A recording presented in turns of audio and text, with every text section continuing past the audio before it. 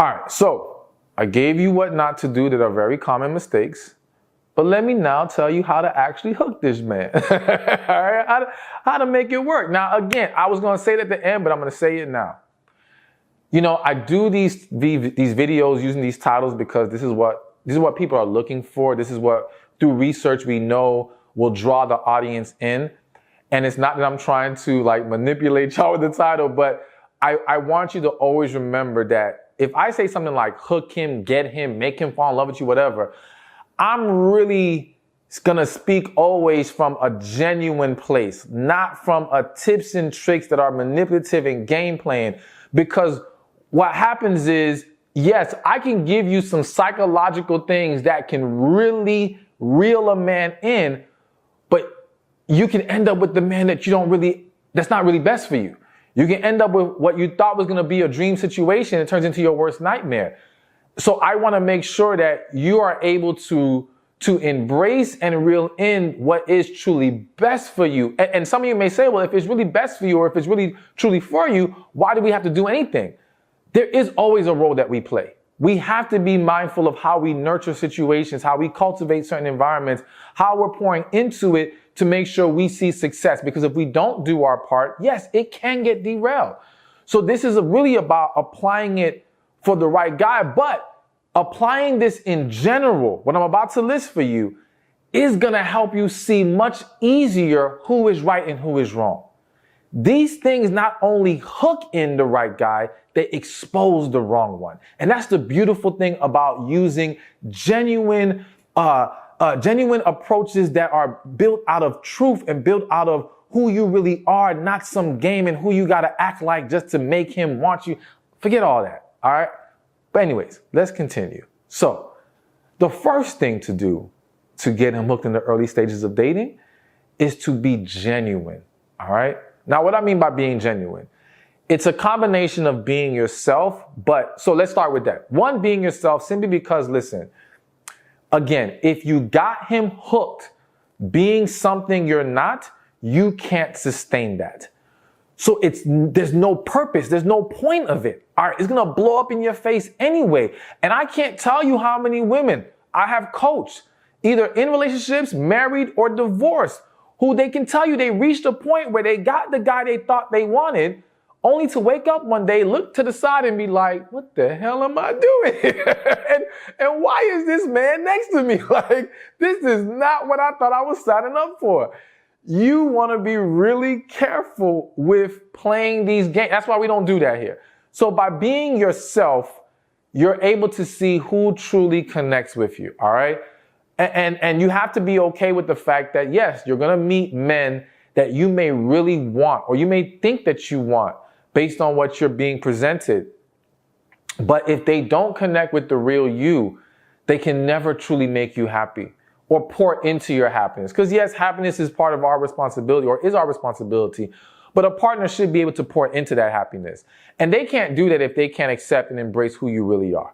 So it's important that you stick with that. But now also in being genuine is, again, you don't want to do things with ulterior motives. You don't want, and it's very easy that even when you're not trying to, it's like sometimes playing games, men and women, is not out of malicious intent.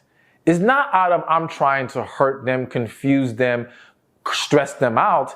It's out of I'm trying to do what I think is going to give me good results. I'm trying to protect myself in the situation. The intention behind it, again, is not some evil thing, but it's still unhealthy and it still leads to bigger problems. So when we're being genuine, we don't play games. We're keeping it real. Again, of course, being yourself, and really being honest about what it is you need in this situation. All right. And again, and let me also say this. I don't think women realize how when you're overdoing it or underdoing it, the good man's going to pick up on that. And it can turn them off. When you're being way too extra, trying too hard, that can be a turn off. And when I say trying too hard, again, not you're being your true self who maybe pours so much into a man. No, you're trying to, in some calculated way, be super extra, hoping that it's gonna reel him in. That doesn't really work. Or you're holding a lot back, hoping that, well, I don't want to come across thirsty or desperate or whatever, but you're not being true to who you are. And that can also turn him off, because then he might feel like you're not really into him like that. You're not really as engaged as he is. And that's why the safest bet is be you, is be positive, okay? I always say there's a lot of good women, but not a lot of positive women, all right? And that's not to discount the many of you who are positive, but let's face it, some of y'all know some friends, some family members, all right, who, you know, their energy is not the most positive, all right? We're talking about women, of course. And understand that it ain't just with you that you'll experience this with them. They take this into their relationships too, and some of you may be those women. And I don't want you to, feel bad. I just want you to be mindful of it so you can say, okay, let me start changing my vibe, my energy. And for a lot of women, I feel the need to say this, because a lot of women come into the dating process guarded, they don't understand how that ends up projecting negative energy, or that at least hinders their ability to be more positive. And so you gotta address the deeper issues that's creating those walls. But just being mindful of how you talk to that man. How you talk to a man is a very powerful thing. Again, it's not what you say, it's how you say it.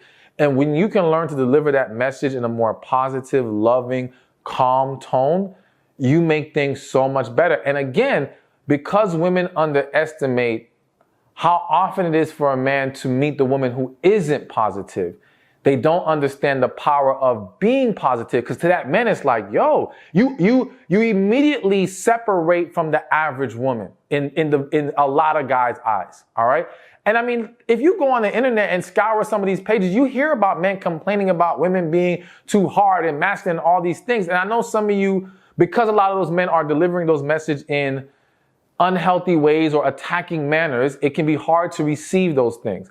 And that's why I try to give it to you in a way that you can receive it, because there is truth to the fact that many women, for various reasons, are struggling with exuding more positive energy.